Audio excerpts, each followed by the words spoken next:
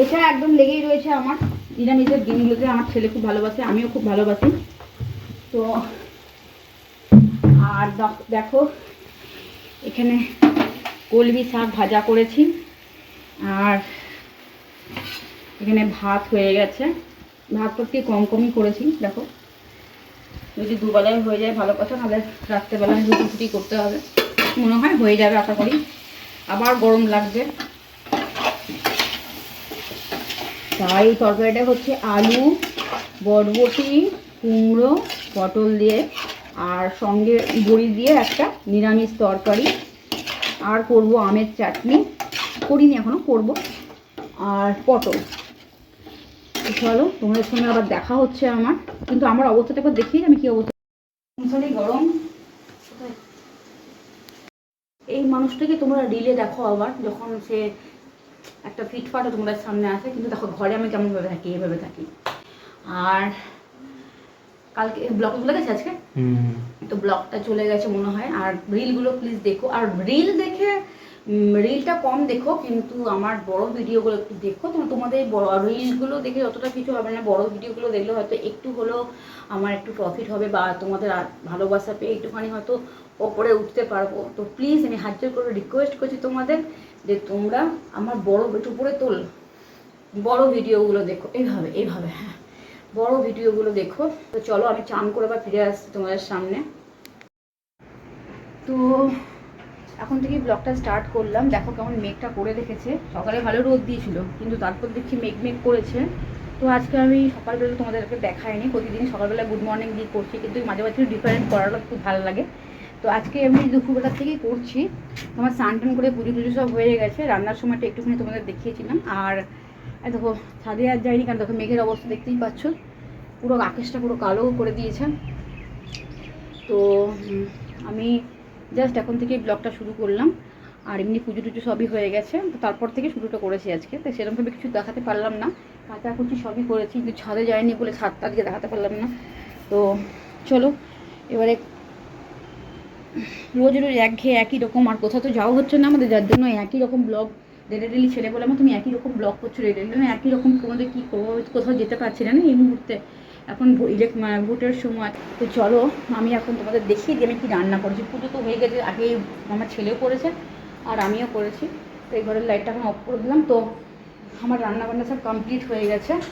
তো বিকালে আমাকে আরেকটু কাজ করতে হবে, আমার ঠাকুর জায়গাটা গোছাতে হবে, কারণ ঠাকুরের জায়গাটা মানে আমার এই টেবিলের মধ্যে সমস্ত কিছু ছড়িয়ে ছিটিয়ে রয়েছে, আমার একদমই যেটা ভালো লাগে না, পছন্দ নয়।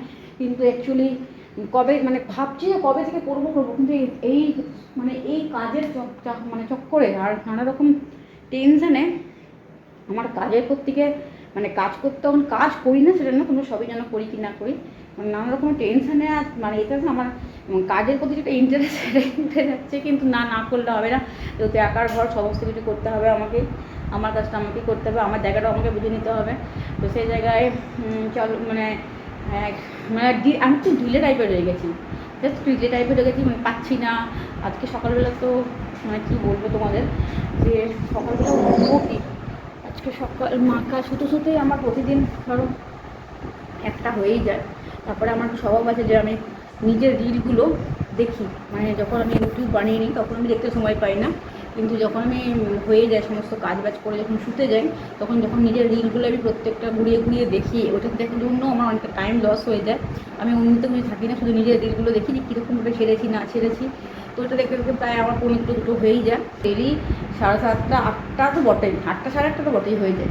তো কোনোদিন সকালবেলা যদি পুজো থাকে, যেমন কালকে পুজো ছিল, তাড়াতাড়ি উঠে গিয়ে 11টা 11:30 মধ্যে পুজো কমপ্লিট করে, যেহেতু তিথি অনুযায়ী পুজো ছিল কালকে, অক্ষয় তৃতীয়া, তো পুজো অনুযায়ী তিথি অনুযায়ী পুজোটা কমপ্লিট হয়ে গেল। তো আজকে সেরকম কিছু ছিল না বলে আজকে দেরি করেই আবার সব কিছু করলাম।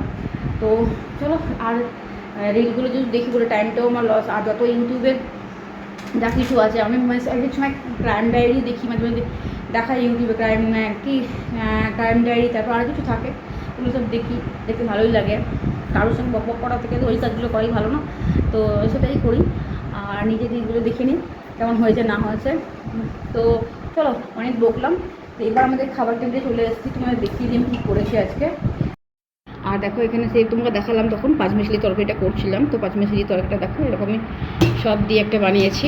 আর ডাল আজকে করিনি, ডালটা প্রায় দিনই করি আর ইচ্ছা করলো না ডাল করতে। আর এখানে করেছি কলমি শাক ভাজা, দেখো কলমি শাক ভাজা, আর এখানে পটল ভাজা, আর এখানে আমের টক দেখতেই পাচ্ছ। মানে আজকে টকটা একটু গাঢ় গাঢ়ই করেছি, আমটা বেশ ভালো ছিল, কাঁচা আম ছিল, কাঁচা আমের টক মিষ্টির চাটনি করেছি। আর তো আর সেরকমভাবে কিছু করিনি। আর সকালের জলখাবারটা দেখাবো কি এমন জলখাবার বানিয়েছি আজকে আমি। তো সকালে ভাবলাম আজকা পিঠে টাইপের হয় না, মানে চাল আর ডাল মিশিয়ে, তো কালকে রাত্রে আমি ডাল আর চাল একটু ভিজিয়ে রেখে দিলাম। তো এবার ওটাকে করতে গেছি, ওটা দেখাতেও লজ্জা পেলাম, মানে এরকম হয় না কোনোদিন আমার, কিন্তু ভালোভাবে ওঠে। কিন্তু আজকে কি করেছি, কড়াইটা তাওয়াটা বসিয়েছি, বসিয়ে আমি তাওয়াটা দিয়ে একটু জল মানে তেল দিয়ে বসিয়ে দিয়েছি। আর ভালো মতো এবার ব্যাটারটা মনে হয় আমার মানে ইয়ে হয়নি, মানে কী বলে ভালো করে ফ্যাটানো হয়নি, যত ফ্যাটানোটা হয়নি তার জন্য ওই চালটার ডালটার খিচটা ছিল। আর যেটা করতে গেছি দিয়ে দিয়েছি কড়াইয়ের মধ্যে, মানে কড়াই না তাওয়ার মধ্যে দিয়ে দিয়েছি অল্প তেল দিয়ে। ওটা কী হলো বলো তো, পুরোটাই একদম সেই ভেঙে চুড়ে একাকার। ভাবলাম তোমাদের দেখাবো ওটা করে, কিন্তু দেখালে অসম্ভব লজ্জায় আমি পড়ে যেতাম, কিন্তু জীবন আমার যেটা হয় না সেটা আজকে হয়েছে। তো ওইটাই আজকে ও চুপ করে খেয়ে নিল, ওই জন্য দেখাতেও আর পারলাম না লজ্জার হাতিতে। তো ফার্স্ট টাইমে বোধহয় এরকম হলো, কুচকে মুচকে ভেঙে চুড়ে একাকার হয়ে গেল। জানি না কী করানো হলো, আমার মনে হয় চাল আমার ডালের পরিমাণ একটু বেশি ছিল, আর নাহলে চালটা একটু মানে কোনো একটা প্রবলেম থাকবে, ওই জন্যই হয়েছিল বোধহয়। খেয়ে নিই, খেয়ে তোমাদের সঙ্গে সন্ধ্যেবেলায় ফিরে আসছি আবার। বাহ, ধোসার মতন বেশ টেক্সচারটা আসছে তো। This is nice. আর গন্ধটাও অনেকটা ধোসার মতন আসছে। নারকেল তেল ব্যবহার করছো? রিফাইন তেল, but this still goods, it add smell also.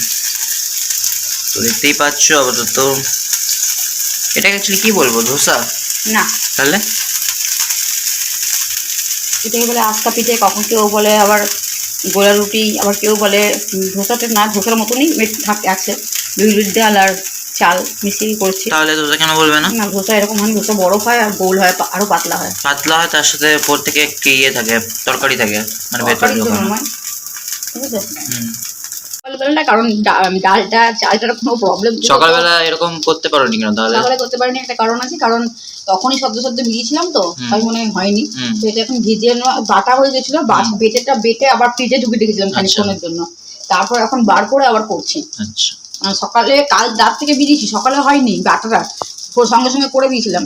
তারপরে আবার যখন ইয়ে করলাম, ফ্রিজে রেখেছিলাম, নিয়ে আরেকবার বেটে নিলাম, বেটে নিয়ে খানিকক্ষণের জন্য রেখে তারপর আবার বার করে করছি।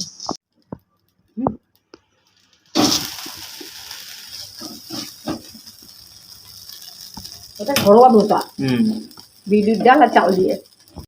আপাতত সকালের এটা তরকারি যেটা তোমরা দেখলে সকালবেলা, আর মা এটা বানিয়েছে আজকে রাত্রেবেলা। সকালে যেহেতু হয়নি সেজন্য মা রাত্রেবেলা এটা বানিয়ে দিল।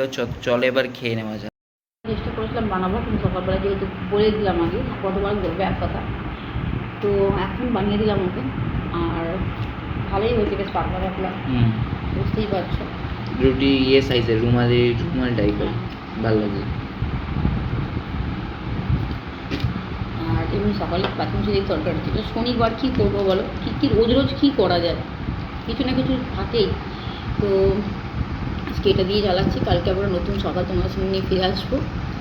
কাল আবার রবিবারও আছে, কালকে তো আমিষ হবে। এবার আমিষের মধ্যে কী করার সে দেখার আছে। আজকে আমি ভিডিওটা এখানেই শেষ করছি, আর কালকে আবার নতুন সকাল নিয়ে তোমার সঙ্গে হাঁটবো। ততক্ষণের জন্য শুরু রাখছি।